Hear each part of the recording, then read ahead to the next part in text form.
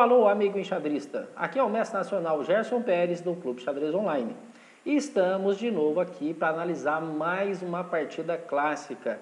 E esta é considerada uma pérola, tamanha obra de arte que fez Max Euwe, campeão do mundo holandês de 1935.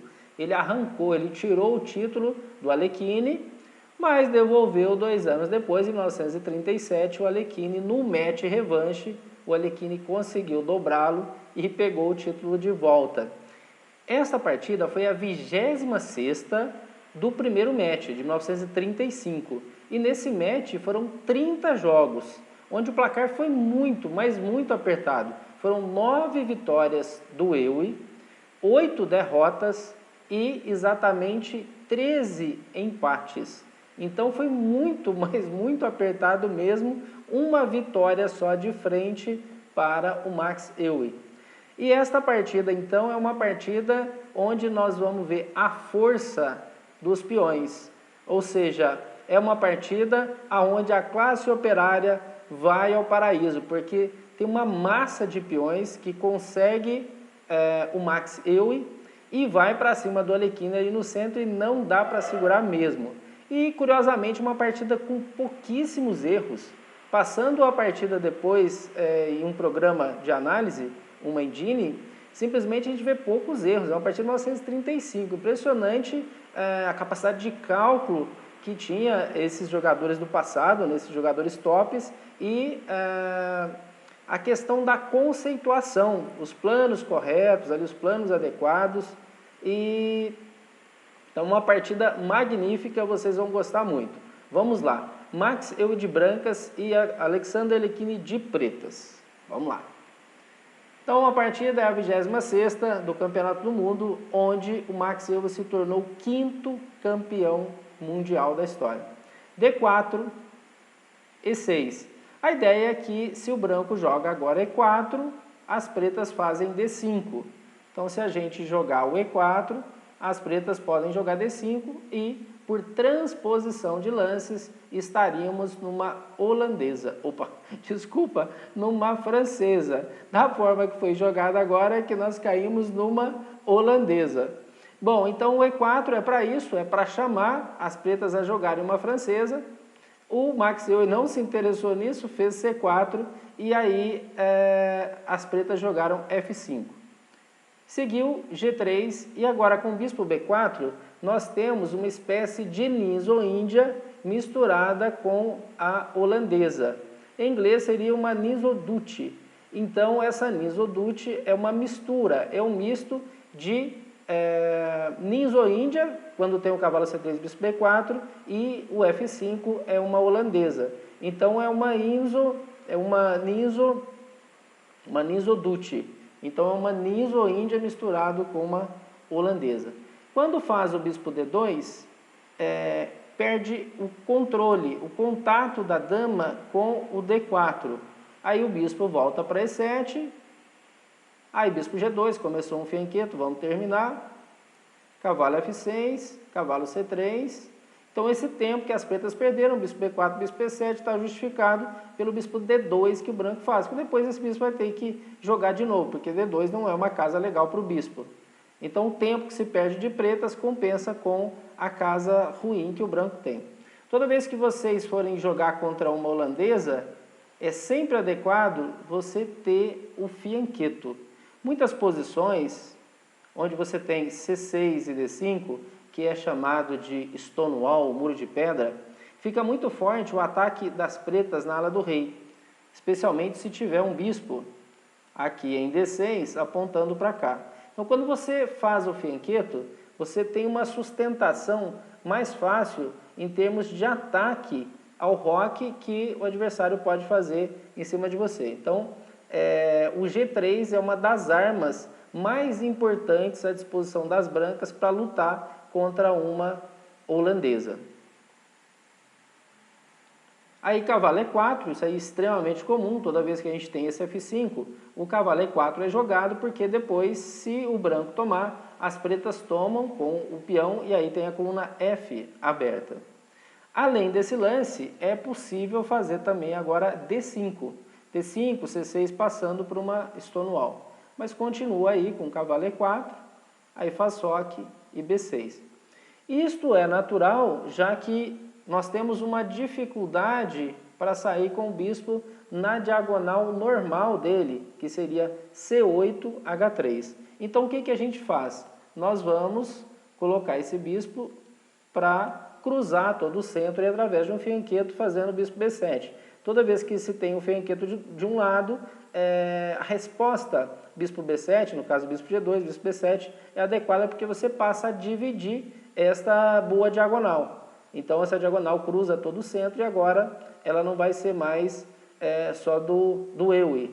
Ela vai ser dividida também pelo Alekhine, porque os dois vão brigar por essa diagonal. Então B6 realmente é uma jogada boa. Mas não é a única. Pode jogar sem esse fianqueto, fazendo agora bispo F6. E esse bispo F6 foi jogado, inclusive, no 24º jogo, né, a 24ª partida desse match. Nós estamos na 26ª de 30 partidas. Então, 2 partidas antes dessa aí foi jogado o bispo F6 e agora o Alekhine tenta, no caso, uma melhora, né, busca uma outra variante através do bispo B7. Aí faz cavalo E5, que é algo normal também, o cavalo E1, o cavalo E5, para poder criar temas táticos em cima dessa diagonal, uma vez que aparentemente esse cavalo não pode sair. Eu disse aparentemente porque foi exatamente esta jogada que fez o Alekhine. Tirou o cavalo de E4 e tomou ali. Mas o que é que acontece se a gente toma lá em B7? Veja só. Aí faz cavalo E2, o rei sai. Cavalo toma D4, ataca a dama sai. Agora a gente faz cavalo de B, C6, um cavalo protege o outro. Cavalo toma e aí bispo toma 8.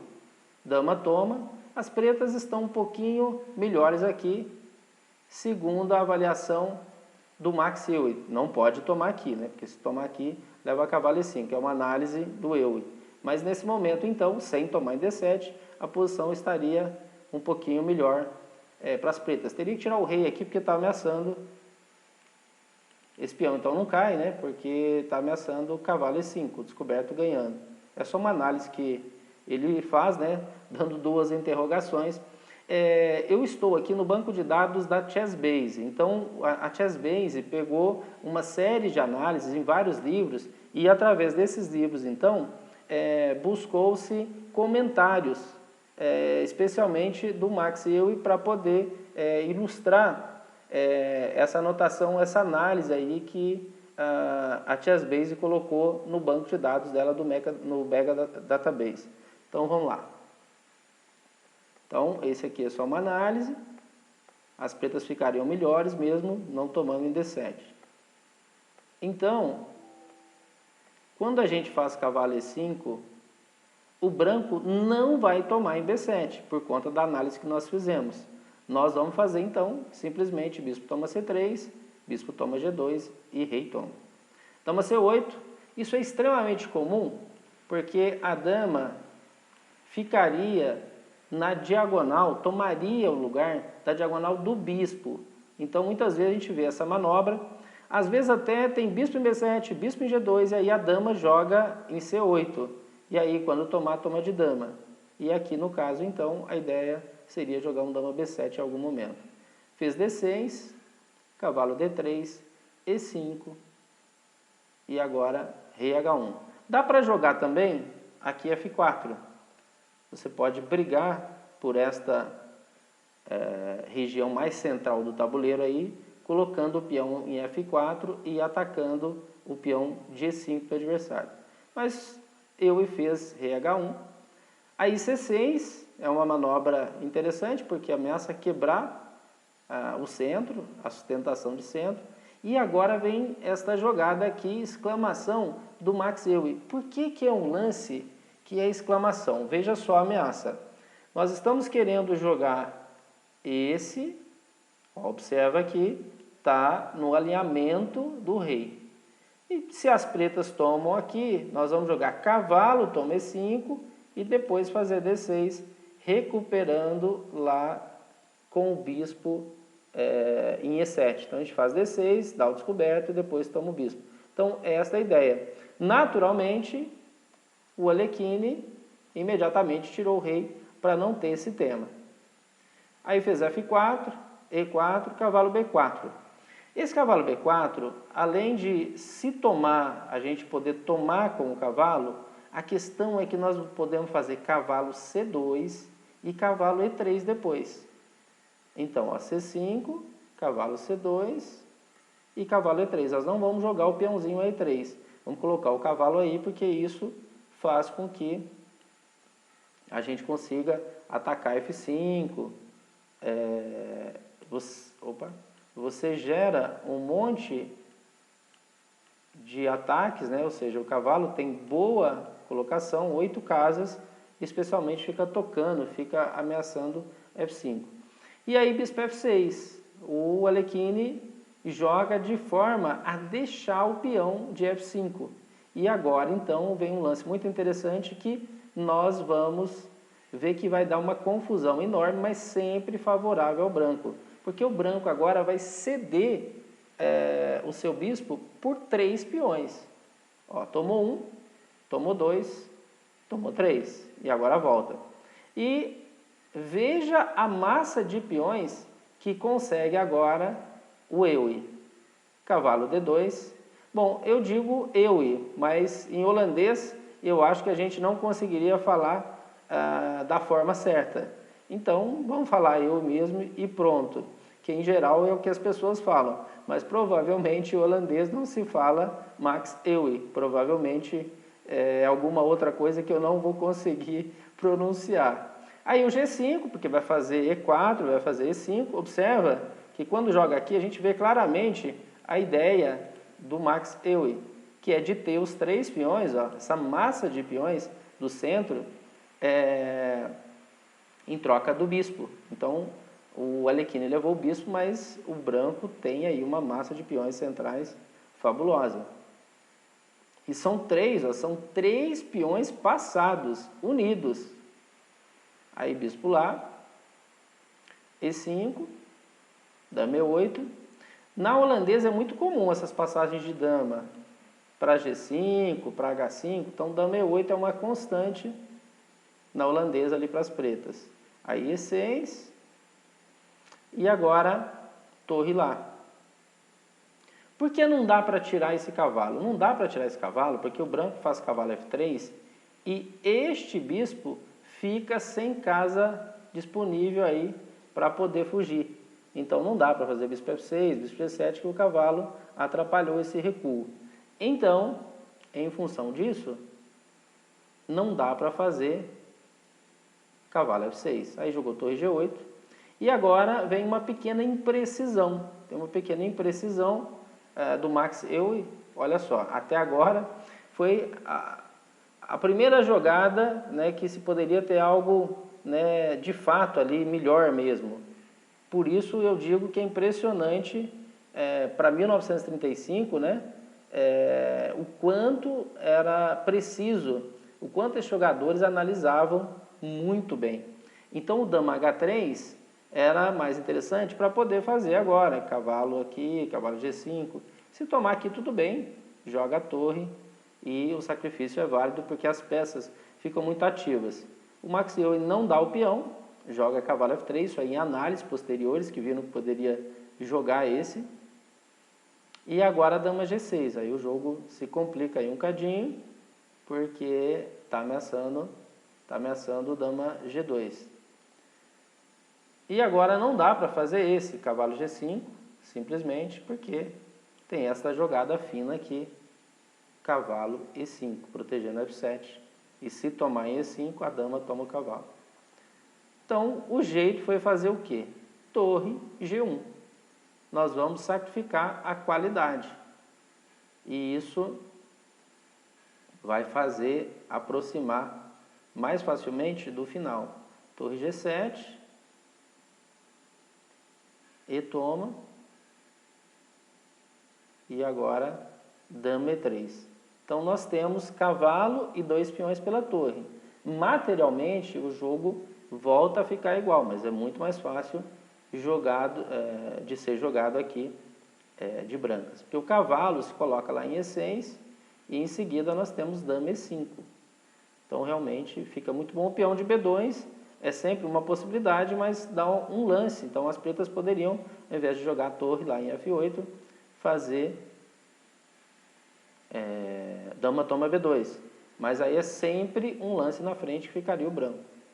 E agora esse cavalinho joga muito. Veja só, cavalo D8. Aí jogou E6. Está ameaçando D6.